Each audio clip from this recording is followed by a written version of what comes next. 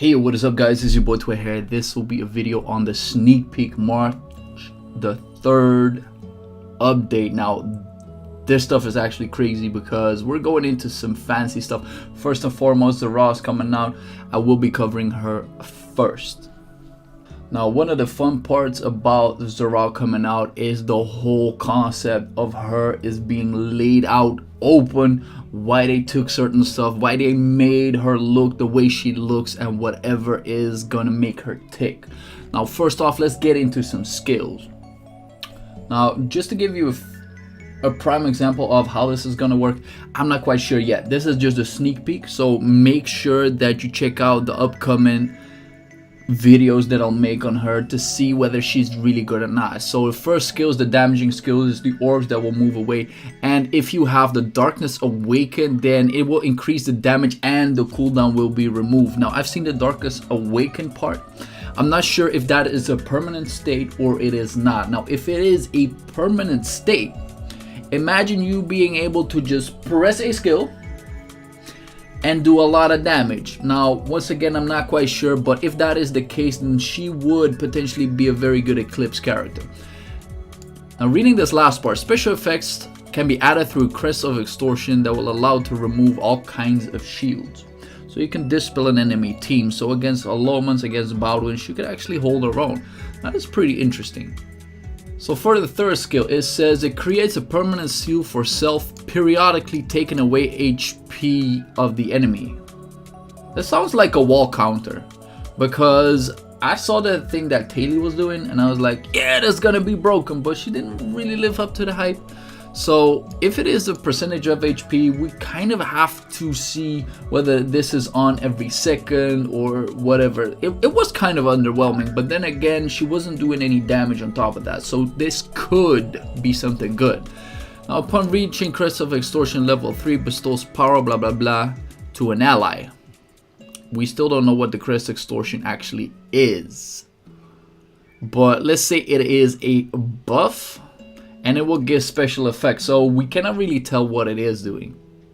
And it is designed to respond to various situations with the effects of using the skill. So I'm not sure, can it dispel you? Can it buff people up? Can it do other stuff? I'm not quite sure. It can be useful in places where you have to deal with various situations with Shock Meh and the Trial of Flow. So could it give mana, for instance, because that is something in the Trial of Flow that is iffy. Could it dispel you, for instance? Could it buff you? It sounds like there's multiple ways on how you can use it, so we're not quite sure yet.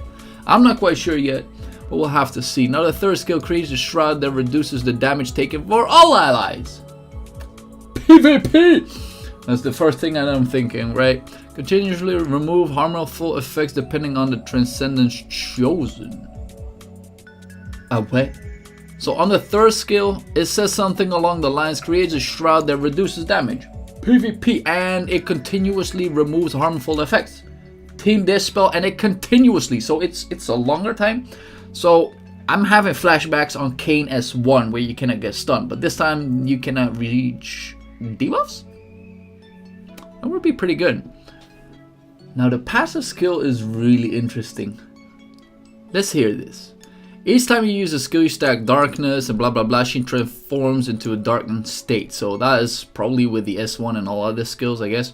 And in the awakened darkness, you get greatly increased damage and you get a cooldown remove. Now we still don't know if there is a limit, a time limit of having the darkness awakened state, but yeah, this could be quite good. I can see this happening in the Trial of Flow where you get like the small damaging phase, I feel, and you can just spam your stuff after doing the most damage possible, so that seems pretty interesting. But major passive PvE content, damage done to non-hero enemies is also significantly increased. So bossing damage, anything PvE will die, so that's pretty interesting. But can be revived if killed into the darkness awakened state. We got our first reviving character. Yes! It doesn't say how many times this can happen, but let's hope it's not more than just once, because that will be absolutely broken. Now there's an interesting part which I am still trying to figure out whether Evan is going to be physical or magical, but we do know what he is going to be.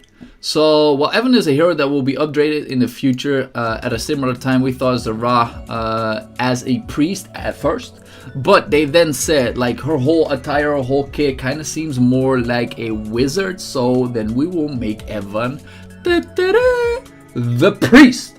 And you can never have enough priests in a game, especially if you run a wall team like I do. So I'm super curious on what he's gonna be. If he's gonna be physical, it's gonna be my shit. Alright, so to acquire Zara, you will have a special dungeon similar to Kersey's special dungeon, and you will be able to acquire her for free, at least on the first 14 days. I'm not quite sure whether they will prolong that part, because they did the exact same thing for Kersey. Everybody can get it for free. It's just a simple dungeon, and you can get it. Another thing I'm super hype about, and that is the whole mission achievement content reorganization. So whenever you're looking at missions, whenever you're looking at achievements, they will change this up. Now, does that mean that everybody gets a total reset on this? I hope so. Reason why, if you look at all of these items and the amount of things that I need to go through to get them, they're ridiculous, especially for a veteran player. And the side missions and such, where you get a massive amount of rewards, will get also revamped. Now, what does this mean for newer players? Well, make sure to try and get all of these missions done super fast, because I've seen this happen before in the game. When they introduce the new rewards, guess what? Everybody will be getting them. So if you start playing right now, you get not only this, you get 3 characters, 3 unique weapons, which are absolutely insane. So make sure to start playing right now.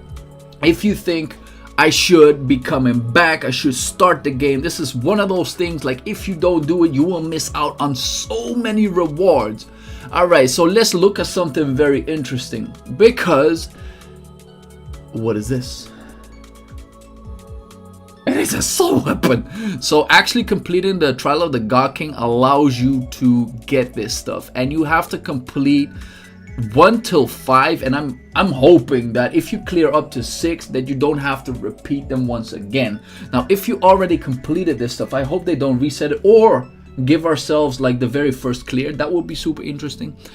Depending on the amount of points that they will be giving, you can get yourself a soul weapon. Now that is super interesting. As well as with the normal ones, you will be getting unique weapons as well, unique weapon tickets. Now I'm not quite sure if they are similar to the beginner 1 and 2 tickets, meaning that there's not a lot of stuff that you can use it for, but I still got some characters that need upgrading. So even for me as a veteran player, it will be very, very interesting.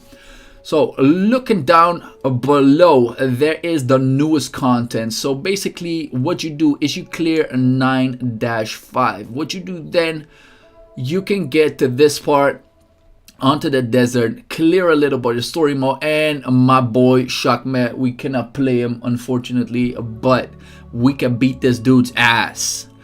And it comes with a very new artifact. Now I still haven't found out what this artifact is gonna do. I'm hoping it's like either Eclipse or this boss related, or overall general related. If you look at the Abyssal Crown, ridiculous. Blessing of Earth, while I don't use it that much anymore, but pretty ridiculous as well. So if I look at potential, this thing could be huge, but there's even more fun.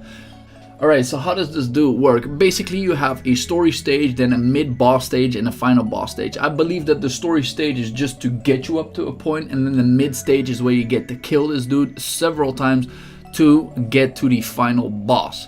You have about 5 times a day to do the mid-boss to try and kill him. So I'm assuming you cannot kill him in one go unless you have a big wallet.